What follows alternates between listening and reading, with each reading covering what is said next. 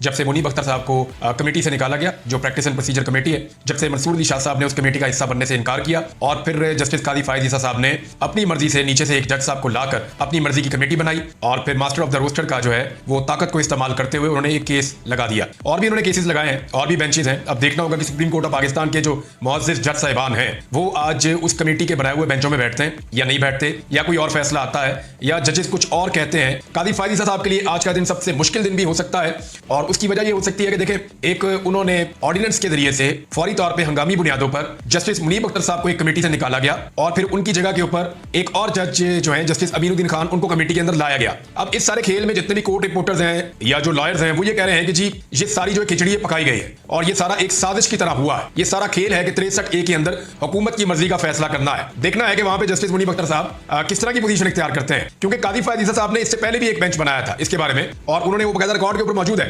Bench बना तो नहीं था, तश्कील तो नहीं दिया गया था, लेकिन कादी साहब ने प्रपोज किया था और ये कहा था कि जस्टिस मंसूर अली शाह साहब की सरबराही में एक बेंच बने और वो इस केस को सुने। लेकिन उन्होंने कहा ये हंगामी नौयत का केस नहीं है, पहले भी 2 साल से पेंडिंग पड़ा हुआ है, छुट्टियों के बाद सुन लेते हैं। तो अब छुट्टियों के बाद जब जरूरत पड़ी है तो कादी फायद ईसा साहब ने इसी मुकदमे को दोबारा से यानी इस पिटीशन को लगा दिया है, रिव्यू पिटीशन है, और अब जब लगाया है तो अपनी सरबराही में एक मुख्तलिफ बेंच बना दिया है। जैसे मुनीब अख्तर उसके अंदर है, देखना है कि वो बेंच में बैठते हैं नहीं बैठते, और अगर बैठते हैं तो क्या केस चलता है, केस अगर चलता है तो फैसला क्या आता है, क्योंकि हुकूमत को अगर आईनी तरमीम करनी है और आईनी अदालत बनानी है या कुछ बड़े बड़े फैसले करने हैं। मौलाना फजलुर रहमान साहब तो कह रहे हैं कि अगर हम इस तरमीम के हक में वोट दे देते तो जो मुसवदा हमें दिखाया गया या जो हुकूमत करने जा रही थी, मौलाना साहब ने बड़ी वजाहत के साथ बहुत क्लियरली उन्होंने ये कह दिया कि जो वो करने जा रहे थे वो एक मार्शल लॉ था, बल्कि मार्शल लॉ से भी बदतर हालात पाकिस्तान में पैदा हो जाते अगर हम हुकूमत के साथ वो आईनी तरमीम करवा देते। तो हमने आईन का तहफ़्फ़ुज़ किया, मौलाना फजलुर रहमान साहब ये कह रहे हैं, और आगे भी वो कह रहे हैं कि हमने वोट तो डालना नहीं है। अब फजलुर रहमान साहब का वोट अगर नहीं डलता तो हुकूमत के, मैंने आपको बताया कि 2 वोट पक्के हुकूमत के टूट चुके हैं, जबकि 1 वोट उनका मजीद खतरे में है। तो यहां हुकूमत को कम से कम भी कोई 12-13 वोटों की जरूरत पड़ेगी। अब ये 12-13 वोट कहां से हासिल करने हैं? क्या पाकिस्तान तहरीक इंसाफ के इतने बंदे तोड़े जा सकते हैं? तो जवाब है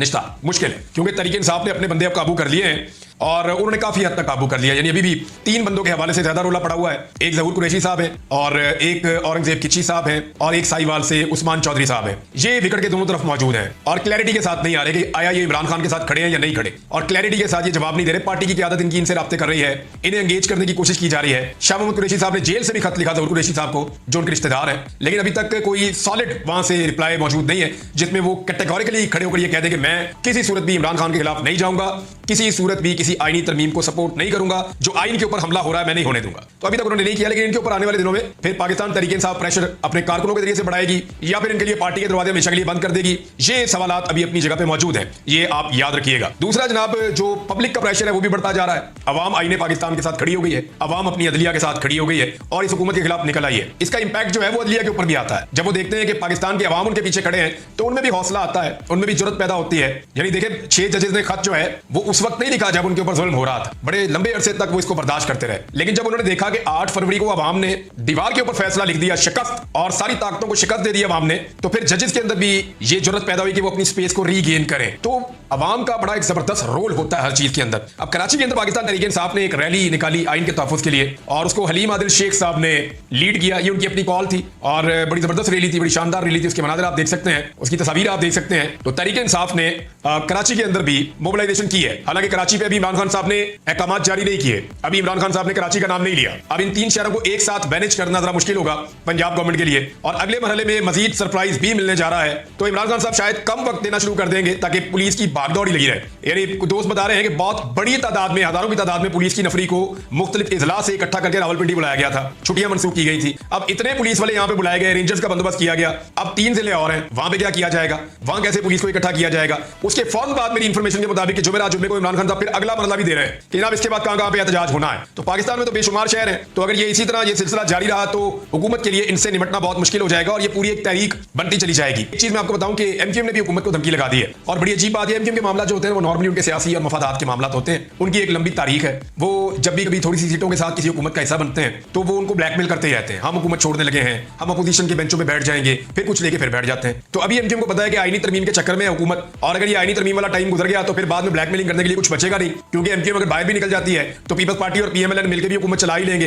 एमक्यूएम के 21 बंदों के बगैर भी उनका काम चल जाएगा। एमक्यूएम ने कोई सीट नहीं जीती। जितने लोग कराची में रिपोर्ट करते हैं, रिपोर्टर्स, जर्नलिस्ट, वो कहते हैं कि हैदराबाद और कराची में एमक्यूएम को 17 सीटें दी गई हैं, और ये दी गई हैं। इनमें अगर आप एक या दो के ऊपर कहें कि एमक्यूएम जीती है तो शायद कोई मान ले, शायद कोई जर्नलिस्ट मान ले। वो ये भी मानने के लिए तैयार नहीं है। जो इंडिपेंडेंट ऑब्जर्वर्स हैं, जितने लोगों ने आजादाना तज्जिया किया, उन्होंने कहा एमक्यूएम तो जीती नहीं, पूरा कराची हार गई है, पूरा का पूरा हैदराबाद हार गई है, तो इनको जबरदस्ती 17 सीटें दी गई। वो सारी पाकिस्तान तहरीक इंसाफ की सीटें थी, वो छीन कर इनको दे दी गई, और इनकी फिर वो 21 हो गई, क्योंकि इनको आप थोड़े से वो मिल जाती है साथ में मखसूस नशिस्तें।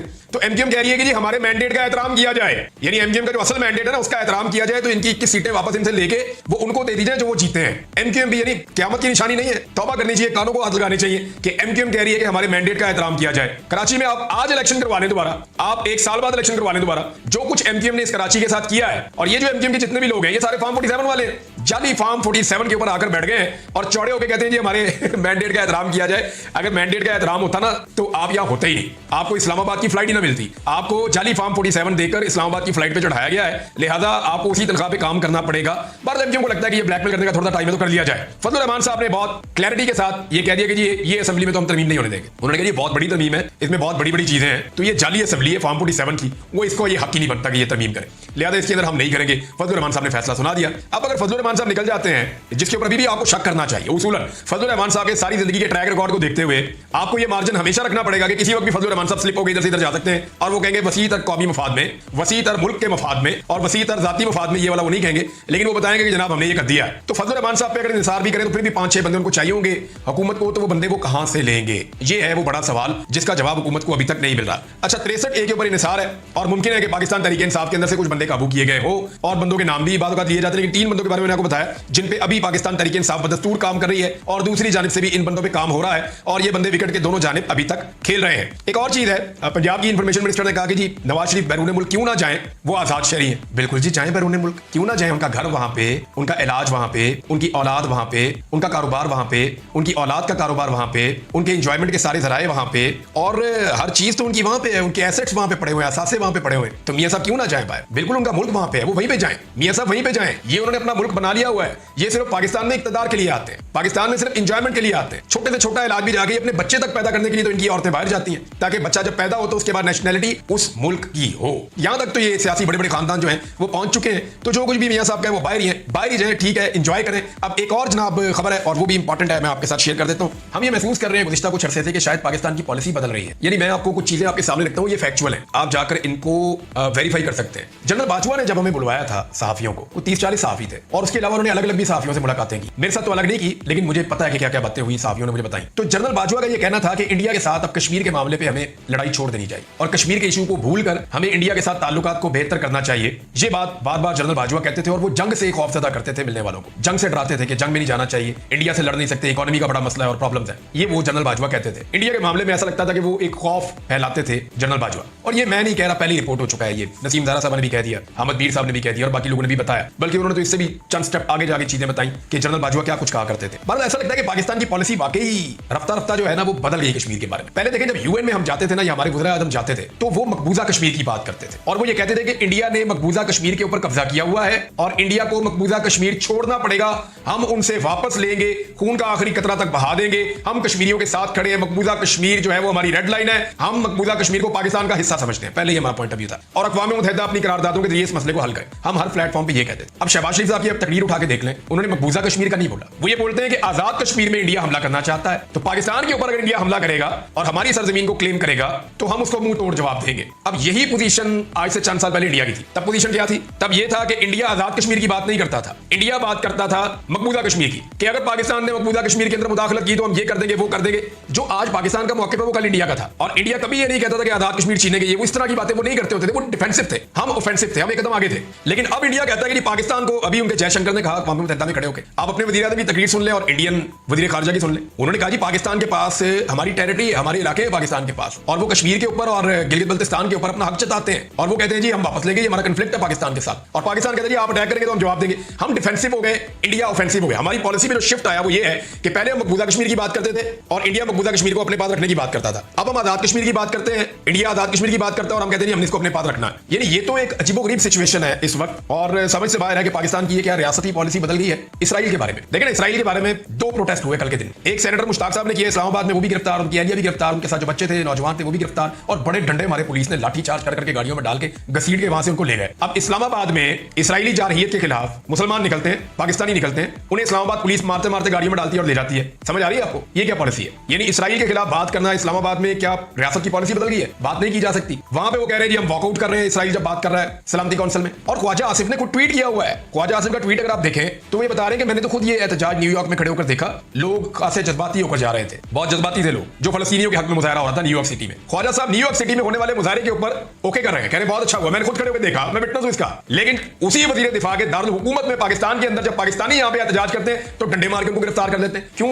क्या पाकिस्तान की इसराइल के बारे में पॉलिसी भी बदल गई है? मैं ये गौर कर रहा हूं और ये चीजें बहुत तेजी से हो रही है। मिसाल के तौर पर अगर आप गौर करें तो आर्या मकबूल जान साहब, उन्होंने क्या किया है? यानी उनके ऊपर 2 किस्म के एलिगेशन है ना। एक तो वो इस मामले में बहुत क्लियर है, वो इसराइल के मामले में, फलस्तीन के मामले में। और मैं ये एक ज़ैद आमिर साहब हुआ करते थे, एस्टैब्लिशमेंट के बहुत करीब थे, उनको मैं सारी जिंदगी उनसे सुना कि इसराइल में ये हो जाएगा, पाकिस्तानी ये करेंगे, पाकिस्तानी फौज ये करने वाली है इसराइल के खिलाफ, और इसराइल के खिलाफ एक जहाद का वक्त आने वाला है। उन्होंने बहुत सारी बातें बताई, लेकिन क्योंकि वो एस्टैब्लिशमेंट के करीब है तो पाकिस्तान की ऐसा लगता है जब पॉलिसी बदली तो वो भी चुप हो गए, वो अब कहीं दिखाई नहीं देते, कोई बात नहीं करते। पहले वो बंदूकें लेके प्लाटों में भाग रहे होते थे, कभी इधर कभी उधर, मैं ये कर दूंगा वो कर दूंगा, लेकिन गायब है। वो एक दिन डी चौक में एहतजाज करने भी नहीं आए। यानी समझ नहीं आ रही कि क्या वाकई रियासत ने इसराइल और इंडिया के बारे में अपनी पॉलिसी को बिल्कुल बदल दिया है, फलस्तीनियों के बारे में पाकिस्तान ने अपनी पॉलिसी को बिल्कुल बदल दिया है, समझ नहीं आ रही। और ये मकबूल जान साहब के हवाले से मेरी दोनों वकला से बात हुई, मियां अली अशफाक साहब उनके वकील हैं और अजहर सदीक साहब भी इनके लॉयर हैं। मेरी उन दोनों से बात, तो मुझे दोनों ने एक जैसी बातें बताई। मियां अली अशफाक साहब ने मुझे बताया कि हमने बहुत कोशिश की है, ऐसे होता नहीं है, और ये साहब का केस बार बार लगता है और फिर नहीं सुना जाता, फिर लगता है फिर नहीं सुना जाता। जानबूझकर एक दिन वो कहते हैं हमने बड़ी कोशिश की, हमें 42वां नंबर मिला, फिर दोबारा बहुत कोशिश की, हमें 32वां नंबर मिला, अब हमने दोबारा बहुत कोशिश की, हमें 13वां नंबर मिला। हमारी कोशिश है कि इस मुद्दे को सुना जाए। दूसरी एक और चीज जो इन दोनों ने मुझे बताई वो ये है कि औरिया साहब की मुलाकात उनके खानदान के लोगों से भी नहीं करवाई जा रही और वकला से भी नहीं करवाई जा रही, और मुबैना तौर पे निगरानी के अंदर उनकी सिर्फ टेलीफोन पे हफ्ते में बात करवाई जाती। तो ये इस वक्त औरिया साहब के साथ क्या हुआ है? क्या उन्हें तशद्दुद का निशाना बनाया गया या उन्हें विक्टिमाइज किया जा रहा है? इसमें जो सोर्सेज ने मुझे बताया वो ये बताया कि ये जो आईनी तरमीम जिसकी ख्वाहिश पे हो रही है ना, और जिसको फायदा देने के लिए हो रही है, उसी तरफ से ये ख्वाहिश भी है कि औरिया मकबूल जान साहब को अंदर रखा जाए, क्योंकि उन्होंने चीफ जस्टिस ऑफ पाकिस्तान के खिलाफ एक रेफरेंस भी दायर किया हुआ है और कुछ स्टेटमेंट्स भी दिए हुए हैं। तो क्या ये इसलिए हो रहा है? तो ये तो इंसाफ का खून हो रहा है, और इंसाफ के इस कत्ल के ऊपर अदलिया कैसे खामोश रह सकती है? मेरे ख्याल में औरिया मकबूल जान साहब के लिए सबको आवाज उठानी चाहिए, उनके साथ बहुत ज्यादती हो रही है।